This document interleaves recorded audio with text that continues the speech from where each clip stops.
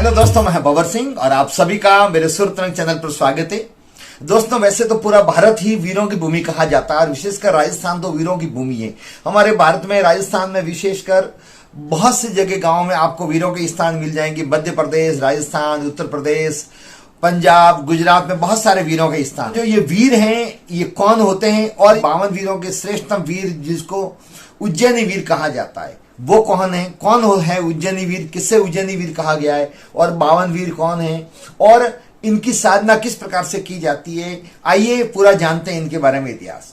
जी हाँ दोस्तों, वीरों की साधना करना एक बहुत ही कठिन तांत्रिक विद्या हुआ करती है। प्राचीन समय से उनकी साधना की जाती है सिद्धि प्राप्त करने के लिए, जो विशेष रूप से गुप्त नवरात्रि में अथवा विशेष दिनों में इनकी एकांत में जाकर के साधना की जाती है, शमशान में जाकर के साधना की जाती है।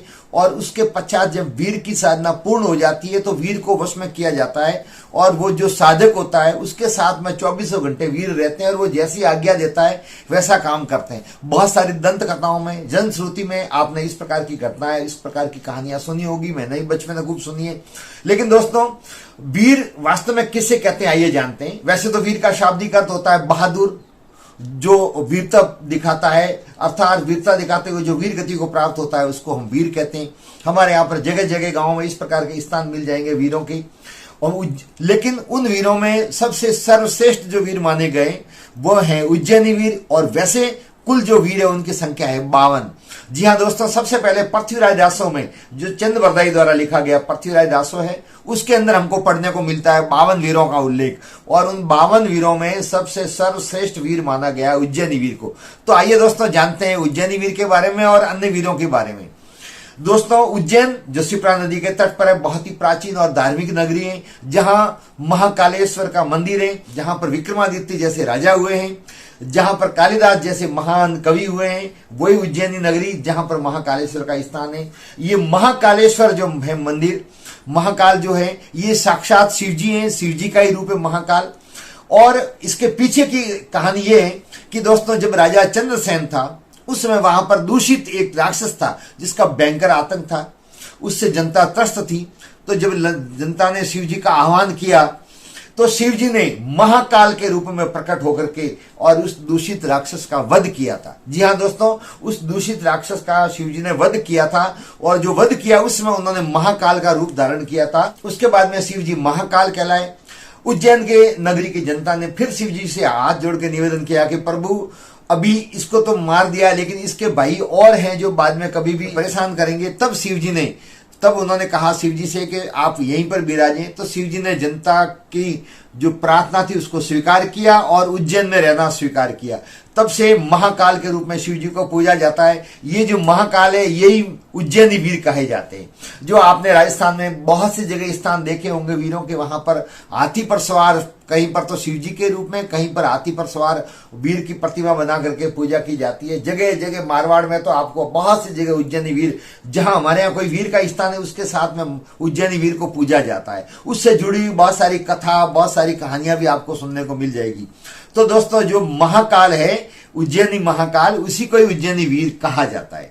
इन 52 वीरों में जो सबसे सर्वश्रेष्ठ वीर माना गया है वो उज्जैनी वीर को माना जाना है, क्योंकि बहुत प्राचीन है और साक्षात शिव जी है। तो शिव जी से बड़ा तो वीर कौन हो सकता है? तो शिव जी वीर के रूप में पूजे जाते हैं। दोस्तों, जब शिव जी ने महाकाल बनकर के दूषित का वध किया और फिर उसकी राख से श्रृंगार किया, तो उसके बाद में महाकालेश्वर मंदिर में ये प्रथा चल पड़ी जो प्रातः 4 बजे भस्मा आरती कही जाती है, जिसके दर्शन करना बहुत शुभ और मंगलकारी माना जाता है। जिसके लिए दर्शन करने के लिए लोग प्रातः 3 बजे से ही वहां लाइन में लग जाते हैं। और आज भी भस्मा आरती होती है, जो आप देख रहे हैं, ये मैं आपको दिखा रहा हूं फोटो। ये भस्मा आरतीकार आज भी पुजारी राख लाते हैं। बहुत सारे कहते हैं शमशान की राख होती है, उस राख से शिव जी की पूजा की जाती है, जिसको भस्मा आरती कहते हैं। और ये परंपरा तभी से आरंभ हुई। महाकालेश्वर का मंदिर है वो द्वापर युग के अंदर निर्मित किया हुआ माना जाता है, जो हमारे वेदों में और पुराणों में भी उसका उल्लेख मिलता है। इसके पीछे की कहानी भी बहुत ही रोचक है। भगवान श्री कृष्ण का पालन करने वाले नंद बाबा के 8वीं पीढ़ी, उनसे पहले की 8वीं पीढ़ी में जो हुए थे गोप, उनके द्वारा इसकी स्थापना की गई थी। और कहते हैं कि चंद्रसेन राजा के समय पर शिव जी का वो दर्शन कर रहे थे, पूजा करते थे, तो एक गोप करके बालक था, वो भी वहां पर पूजा करने लग गया। क्योंकि उसकी माँ विधवा हो चुकी थी, तो जब लगातार गोप वहां पर विधवा का बेटा जो पूजा करता था, शिव जी की आराधना करने लग गया, तब अंत में हार थक करके माँ वहां आई और माँ ने देखा कि बच्चा तो वहां पर तपस्या कर रहा है। तो माँ ने देखा कि इस उम्र में अभी से तपस्या कर रहा है, इकलौता बेटा है, तो उसके पूजा का जो सामान था उसको उस माँ ने फेंक दिया। लेकिन बच्चे ने वहां से स्थान नहीं छोड़ा, वो पूजा अर्चना करता गया और अंतोगत्वा उसकी पूजा से शिव जी प्रसन्न होकर के आए। और जैसे ही बच्चे ने आंख खोली तो सामने जो शिवलिंग था वो ज्योतिर्लिंग के रूप में अर्थात ज्योति प्रकट होने लगी। उसी समय से जो महाकालेश्वर मंदिर है वो 12 ज्योतिर्लिंगों में भारत का माना जाता है और 12 ज्योतिर्लिंगों में ये ज्योतिर्लिंग दक्षिण मुखी है, जो अपने आप में ये उसकी विशेषता मानी गई है। दक्षिण मुखी ज्योतिर्लिंग है जिसका दर्शन करना बहुत ही शुभ और मंगलकारी माना जाता है।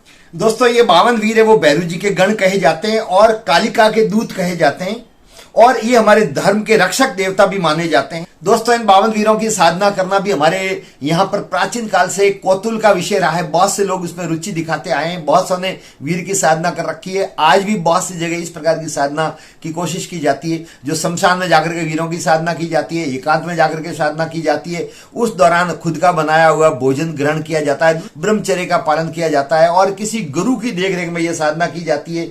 और यदि इसमें किसी प्रकार की चूक हो जाए तो आत्मघाती भी होता है, कई बार व्यक्ति की जान भी चली जाती है और ये सबसे कठिन तांत्रिक साधनाओं में मानी जाती है। उस दौरान व्यक्ति को बहुत धैर्य रखना पड़ता है और जब वीरों की सिद्धि प्राप्त हो जाती है तब उसके अंदर वीरों की सिद्धि की ताकत आ जाती है। 52 वीरों की अलग अलग ताकतें, अलग अलग तांत्रिक विद्याएं को समाहित किया जाता है और जब ये सिद्धि प्राप्त हो जाती है तब व्यक्ति बहुत शक्तिशाली हो जाता है। वीर उसके वश में होते हैं और वो जो चाहता है वैसा काम हो जाता है, ऐसी हमारी मान्यता है। हनुमान जी को महावीर कहा जाता है, उनको 52 सिद्धि प्राप्त थी, 52 ही वीरों को सिद्ध कर रखा था, इसलिए वो वीरों के वीर अर्थात महावीर कहलाए। इसी प्रकार भगवान श्री कृष्ण योगेश्वर के रूप में माने जाते हैं, उनको भी 52 वीरों को सिद्ध कर रखा था, वो भी उनको भी प्राप्त थे, वीरों की सिद्धि प्राप्त थी। इसी प्रकार गोरखनाथ जी को भी 52 वीरों की सिद्धि प्राप्त थी।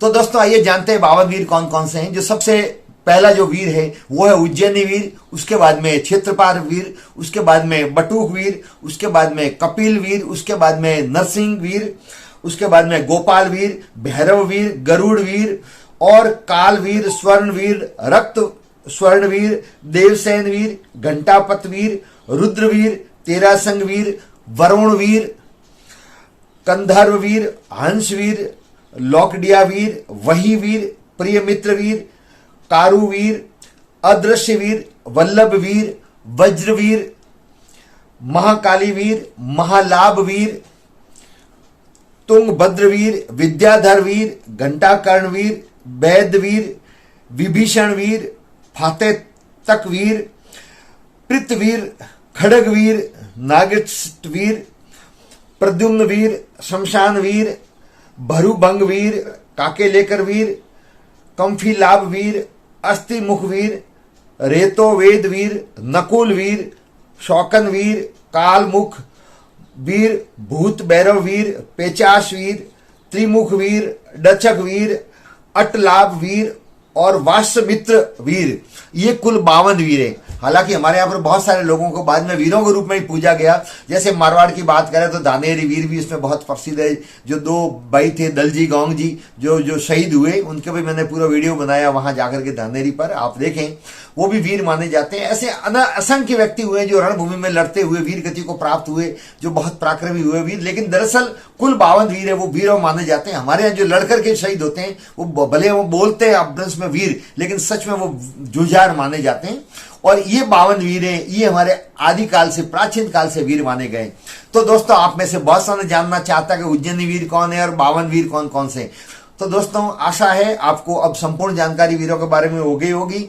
आपको ये वीडियो कैसा लगा, वीडियो को कमेंट जरूर करें, लाइक करें और शेयर भी करें। चैनल को सब्सक्राइब नहीं किया है तो चैनल को सब्सक्राइब करें। अगले वीडियो तक आप सबका बहुत बहुत धन्यवाद। जय हिंद।